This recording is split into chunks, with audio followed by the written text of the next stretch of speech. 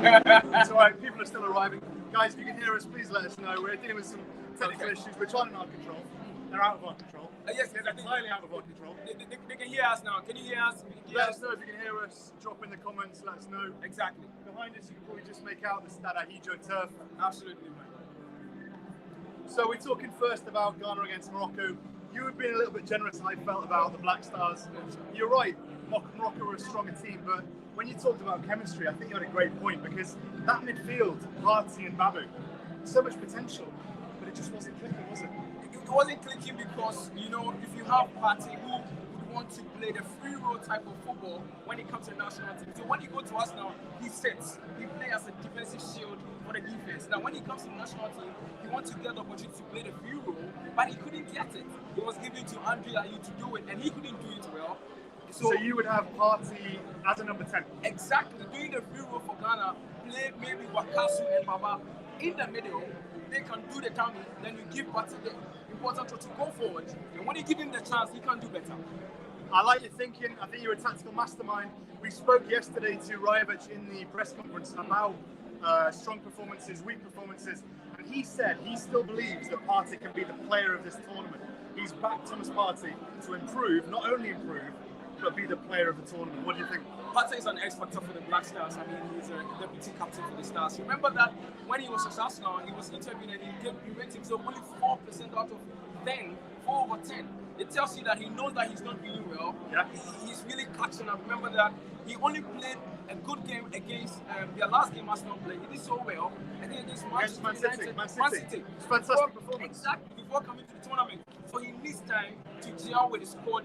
And as I said earlier, this is a team that have 17 debutants. And if you are a senior player and you are playing with such people, you need to get them, rope them. Remember that yesterday, Richard Wachiadon said that Ghanaians need to allow the players to gel into the team. They need to give them more time. It's not about getting players today, sacking them tomorrow. Remember that CK Akono almost have over 80 players in his pool for almost 6 matches. And you're not doing best for the country when you do Burn the mere Neymar, he's a regular contributor to goal. He is not convinced. No way. No way, baby. No. Cannot be. But Eddie, you know that this tournament has been difficult for the great players. Yep. I mean, we are not seeing Sadio Mane clicking. We are not seeing Mo Salah doing his best. We are not seeing Mahrez showing the potential for Algeria. Remember their game against Sierra Leone? So the top players, I think there is pressure on them. Why? Pressure? No, you can see that I think they are very tired. They've been playing excessively too hard. And you know, the European football is not an African football. You realize that now all the young teams are playing so well. Gambia, for instance, debutant getting their first victory. Yeah. So we need to give the players the benefit of the doubt that they are top players, they play top leagues, they play UEFA Champions League, they play League Cup, they play Champions League. They are leagues, and so they are very tired. We need to give them time to fix themselves in the tournament. We've got some love from South African readers during the tournament. Obviously, South Africa and Ghana have had a bit of a tense relationship, is that fair to say, recently? But one South African reader here, useless Ghana. I've got to put it to you, useless Ghana. He says Gabon will win this game clean. Absolutely, he has no doubt to say that. That is his opinion. We accept that, but we are not useless. I mean, I can tell you that we are not. We are 4-time champions in the African Cup competition. In a while. It's not about a while. It's about the history. We are proud. It's our pride. That's what we had, and we are proud of it. Some countries have never gotten the opportunity to be here. England. England. Yeah. Never got the opportunity to be here. So that's his opinion, but we are not useless. We are here for the tournament, and we are hopeful that we can go forward. Was there any backlash in Ghana about Andre Ayew's decision to play in that first game? Because he said after the match he wasn't 100%, he'd been feeling sick, his performance was pretty poor, but he said he had to be there because it was the Nations Cup. Is that good enough reason? I believe it's not so. It's all about getting somebody with a name. Truly, Andre Ayew have the name. Andre Ayew, defenders are afraid of him because he can jam it and score. Of course, yeah. When he can dribbles and score. He gets a few thousand, 22 goals for the country. And you know, it's like playing Zlatan, putting Zlatan on bench and playing a different striker. Zlatan always coming forward with that kind of fierce in nature. And so that is why Andre Ayew started, despite the fact that he was sick. And I believe we agree to that Andre Ayew is good, despite the fact that he's not well, but he will get back to the game. Right, Godfrey Teti here. Ghana will win, he says. He's very confident. Of course. One of your compatriots, they are banging the drum, they are very confident. Of course, Eddie, this game is for us. We believe that Gabon is a better side, but they play with that formation, they play tactically, they are strong, they come at you on goal. But this time around, I believe their formation is going to change. With the cover situation in their team, with the two defenders not starting this game. Yeah, you're right. Obisa is out, the centre back. Lloyd Malone, the right back, is out, very experienced. Very talented player. Yeah. It's a big loss, and let's hope Ghana can capitalise today. So it tells you that we are going to get our young boys doing the best. We are going to get Kamaldeen coming from the right-hand side. I want to talk about him. Exactly. The day you also will be doing the up front. Now the day he's going to play the pivotal role. We are going to get Jordan Ayew from the left-hand side, and that is the best. That is what we are looking out for. Right, Mboa. Responding to your earlier point about Party, we don't only need big names to play the tournament. They're underrated names making waves already, like Abubakar. I mean, he's a winner. He's a former winner. Exactly. That's what I'm saying. That so this tournament is blended with old players and new players. The old players have pressure on them because they are big names. You get it? And now you can't compare Abubakar's league as compared to the English Premier League. That Mahrez gets a chance to play every day. Salah leading the goal scorers chart, playing every week in, week out. Yeah. And so he's already fresh out. He's trying. And so Abubakar, kudos to him, congratulations. He has done so well. Akaras, one of our Moroccan readers, he was backing Morocco in the first game, but now he's saying good luck to Ghana. I mean, he knows that the two powerhouses in this Group C is Morocco and Ghana. Gabon. No, it's Morocco and Ghana, and Gabon will be the third party. Let's prove it Gabon today. will definitely have a chance. You know, Eddie, one thing that you have to know is that every team in this tournament in Group C will beat Comoros. So beating Comoros 1-0 is nothing. Today is the game. If they beat Ghana, they are good to go. Lebahang, another one of our South African readers, we just want Ghana to lose. You've got to respond to this South African animosity coming your way, surely. You know, they're laughing at you boys. The Ghanaians are laughing at you about it. It's all about good names better than riches. In our proverb, we say that I don't want essence.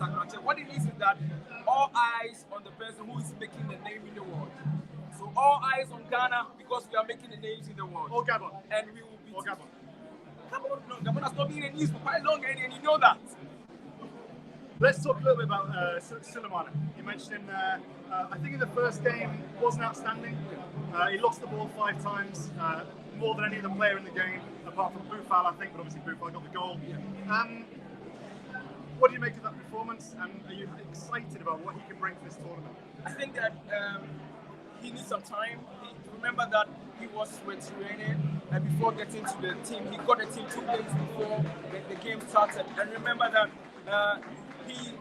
there was COVID issues with him, and so psychologically he wasn't all fit for the first game. But definitely we have the talent for him, and we have to use him. We used him. He was able to tame Ashraf Hakimi in the first half. We realized that Hakimi was not doing the rest at the right hand side because he knew Sulemana would run before him. Yeah. And so this time around, he's psychologically resounding and he's ready to bounce. He's ready to move. He's ready to go tactically and strong for that. Mohamed Kudus, he's not here. First of all, there's a bit of question about why he's not here, why he's getting fit with Ajax, why he went to their training camp. What are you missing with him being absent? You see, Mohamed Kudus got hurt again in the Black Stars shirt, and so Ajax feels that now that he's recovering and he's going to do well for the team, he needs to concentrate on his recovery. We agree, but he's a super talent for us. We needed him. He's a miss for us because if he were to be here, he would be doing the number 10 role. Yeah. He would be picking the balls, he would be dribbling, he would be shooting. Remember that I'll go against South Africa. He shot from the 18-yard box in the World Cup qualifier. So Mohamed Kudus is a big loss for Ghana. If we had him, we would be doing so good. Akaras, he was watching that Morocco game. Ghana needs to defend better on free kicks.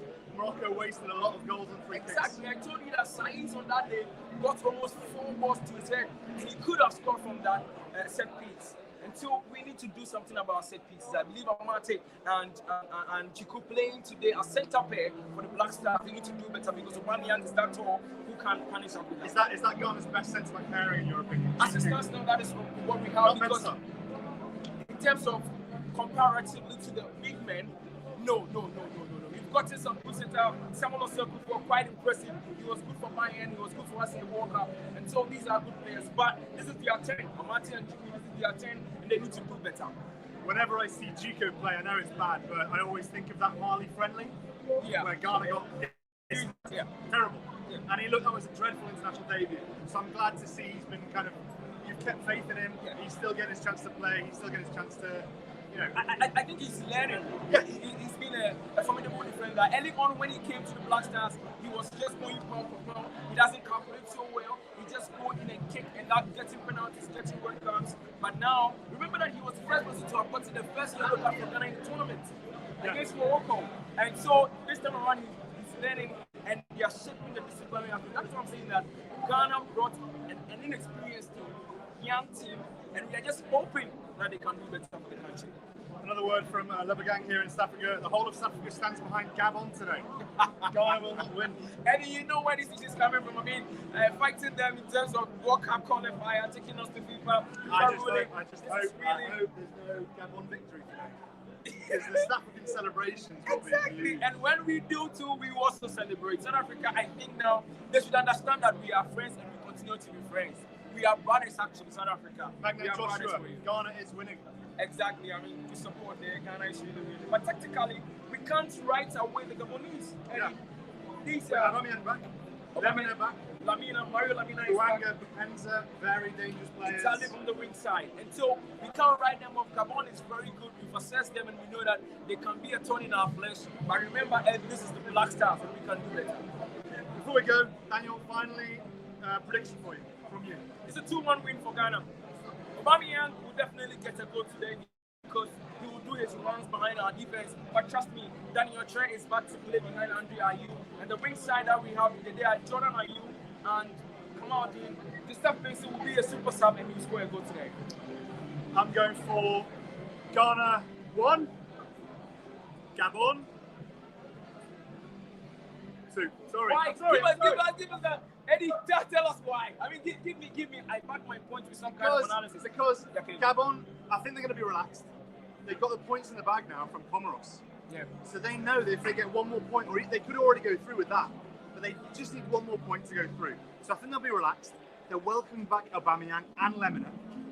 They are two amazing talents. But you know, to bring back. Gabon really plays with that kind of energy. They are always pushing, running higher. So I don't think they'll relax this game because they know that they can chance on Ghana.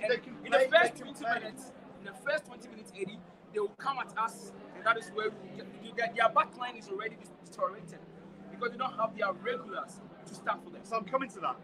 I agree. Gabon are missing defenders. Big blow. Palun. Obisa, massive blow. Even the goalkeeper, I'm the Zulu goalkeeper in South Africa, even he missed training. However, I don't think Ghana have got much going forward. I saw nothing against Morocco. Exactly. Aubameyang was tired, Partey and Babu weren't controlling things. It was lackluster. Sure, if everything clicks, it could be a different story, but Ghana needs to improve dramatically if they're going to get a result today. I hope I'm wrong. Absolutely, it's right. Absolutely, it's right. And that's why I wanted you to defend what you're saying. So 2-1 for you, Gabon. 2-1 for me in favor of Ghana. Let's see. We'll talk at the end. We'll talk at the end. Exactly. We'll see who got it right. Who's buying dinner tonight? Exactly. Brave Bullet. Ghana's winning team Ghana. Akaras has gone for 3-1 Ghana. Where are the goals going to come from? I can't see it. They will come back. Ghana must lose. I hate Ghana, especially after what they did to us. You shouldn't hate us, bro.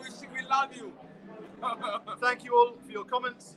Join us after the match. We're going to be looking again back through the Black Stars, what went right, what went wrong. And listen, let's hope I'm wrong. I'll be right. Thank you all. Bye. Thank you.